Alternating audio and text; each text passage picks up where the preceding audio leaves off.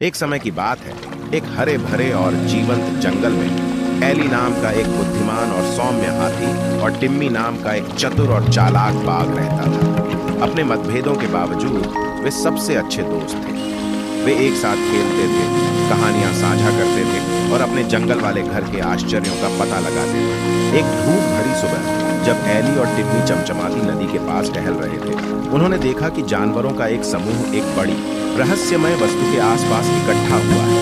उत्सुकतावश वे यह देखने के लिए पास आए कि किस चीज ने सभी का ध्यान खींचा है। जानवरों के बीच में एक चमचमाता स्वर्ण मुकुट खड़ा था जो झिलमिलाते रत्नों से सुसज्जित था।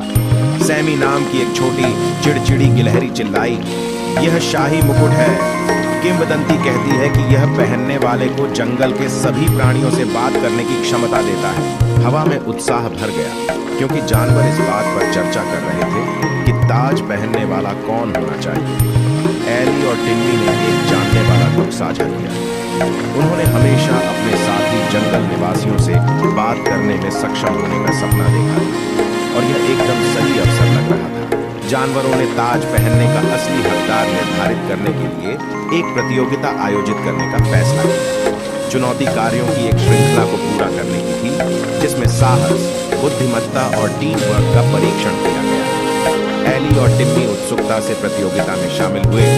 प्रत्येक चुनौती का कंधे से कंधा मिलाकर सामना किया। सबसे पहले उन्हें कांटों और ऊंट कटारों की एक खतरनाक भूल भुलैया से पार पाना। एली के विशाल आकार और ताकत ने रास्ता साफ करने में मदद की, जबकि टिम्मी की तेज आंखों ने उन्हें उतार चढ़ाव में मार्गदर्शन किया। वे विजयी हुए और अपने साथी प्रतिस्पर्धियों से अनुमोदन प्राप्त किया। इसके बाद उन्हें एक बुद्धिमान बूढ़े उल्लू द्वारा बताई गई पहेली को हल करना था। टिम्मी के चतुर दिमाग ने पहेली को तुरंत समझ लिया और एली की विचारशील अंतर्दृष्टि ने उत्तर का छूटा हुआ भाग प्रदान कर दिया। उल्लू खुशी से चिल्लाया और उन्हें अंतिम चुनौती के लिए रास्ता दिखाया। अंतिम कार्य एक साहसी बचाव अभियान था। फंसे हुए जानवरों के एक समूह को कीचड़ भरे गड्ढे से बचाने की जरूरत थी।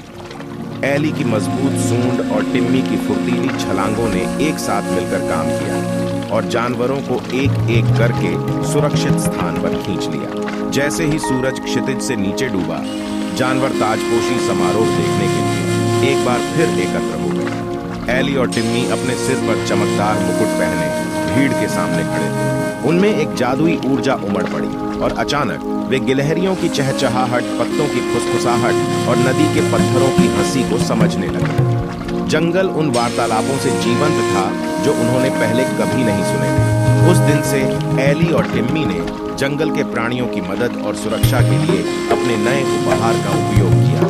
उन्होंने छोटे छोटे कीड़ों की चिंताएं और सबसे शक्तिशाली पेड़ों के सपने सुने। जैसे जैसे उन्होंने पूरे जंगल से जुड़ने का अविश्वसनीय अनुभव साझा किया, उनकी दोस्ती और मजबूत हुई। और इसलिए बहादुर हाथी और चतुर बाघ अपने घर के आश्चर्यों का पता लगाना जारी रखते थे। जहां भी वे घूमते थे, खुशी, ज्ञान और एकता फैलाते थे। और जंगल का हर जानवर जानता था कि दोस्ती और समझ का बंधन किसी भी चुनौती को पार कर सकता है, जिससे उनकी दुनिया रहने के लिए एक बेहतर और अधिक जादुई जगह बन जाएगी।